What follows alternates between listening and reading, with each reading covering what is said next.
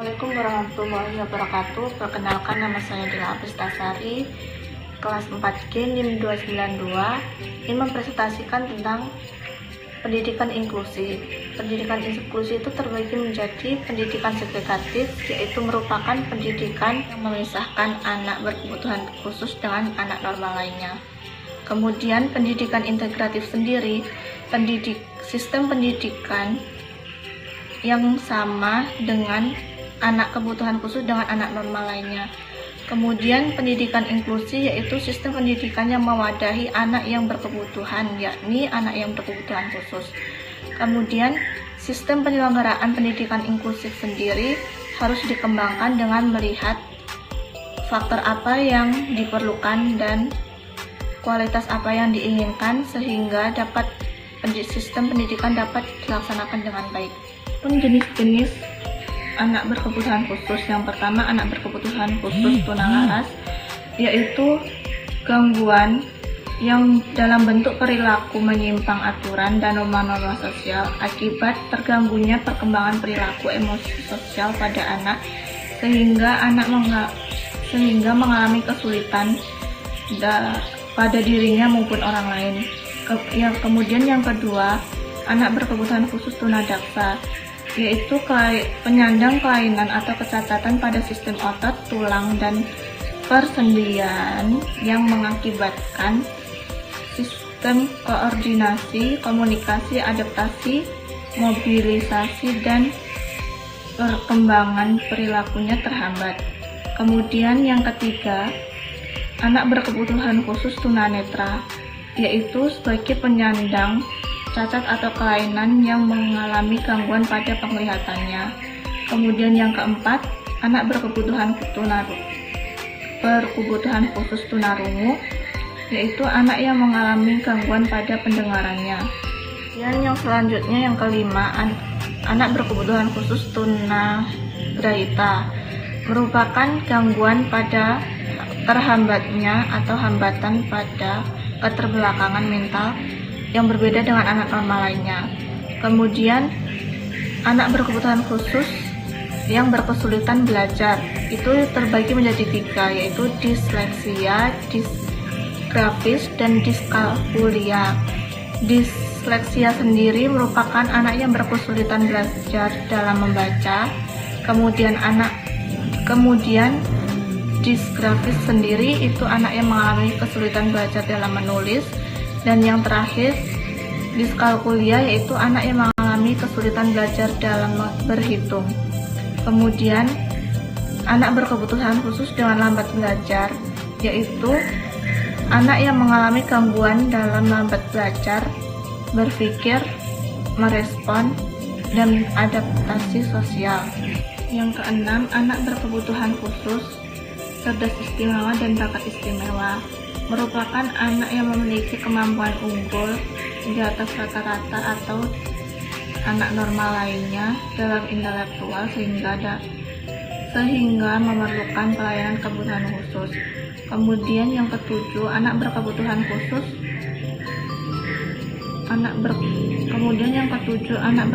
khusus autis atau autisme, merupakan gangguan anak yang tidak dapat berkomunikasi dan mengekspresikan perasaan dirinya sehingga ia merasa asik dengan dunianya sendiri. Kemudian yang terakhir, anak berkebutuhan khusus ADD atau ADHD, yaitu didefinisikan sebagai bentuk perilaku yang tidak mau diam, tidak perhatian, dan bersifat impulsif atau semaunya sendiri. Sistem penyelenggaraan pendidikan anak berkebutuhan khusus di sekolah dasar. Yang pertama, sistem penyelenggaraan itu menganut sistem demokratis, adil, menjunjung HAM dan nilai kemajemukan bangsa. Kemudian identifikasi atau asesmen anak berkebutuhan khusus yang sifat dan tujuannya masih sederhana dan tujuannya mengutamakan penemuan kasar apakah anak ini mengalami kebutuhan khusus atau tidak. Kemudian guru pendamping khusus yaitu guru yang memiliki kemampuan atau latar belakang pendidikan luar biasa yang membantu guru di sekolah reguler maupun inklusi untuk membantu seluruh administrasi anak berkebutuhan khusus sehingga dapat berjalan dengan baik. Kemudian, perencanaan program individual merupakan suatu program yang dibuat dan diterapkan untuk anak yang berkebutuhan khusus untuk mengetahui kemampuan dan kelemahan peserta didik sehingga peserta didik dapat terlibat sesuai dengan bagian dan keperluannya. Kemudian, desain kurikulum dan pembelajarannya merupakan suatu pengorganisasian tujuan, isi, dan proses belajar peserta didik anak berkebutuhan khusus dengan tahap perkembangan pendidikannya. Adapun kekuatan pendidikan inklusif yaitu pembelajaran kolaboratif dan partisipatif. Pembelajaran kolaboratif merupakan teknik pembelajaran yang mengacu pada individu saling berinteraksi dalam kelompok kecil. Sedangkan pembelajaran partisipatif yaitu pembelajaran yang mengacu dan menuntut peserta didik untuk terlibat secara penuh dalam proses pembelajaran. Kemudian kekuatan pendidikan inklusif pusat layanan klinis merupakan sistem pusat layanan yang diberikan untuk pencegahan, diagnosis, dan pengobatan pada gangguan kesehatan tertentu. Dan pendidikan inklusif yaitu partisipasi orang tua. Partisipasi orang tua dapat berupa dukungan, pendidikan, kepenghubungan, dan berkomunikasi. Kemudian sistem dukungan sekolah dan pemerintah.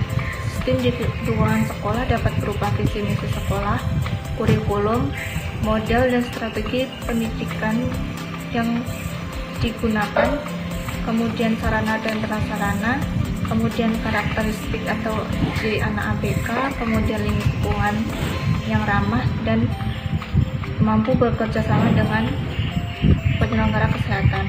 Kemudian sistem dukungan pemerintah dapat berupa kebijakan-kebijakan pemerintah, sarana dan prasarana, sumber dana yang diberikan, dan pemerintah memberikan pelatihan khusus kepada guru sekolah penyelenggara pendidikan inklusif.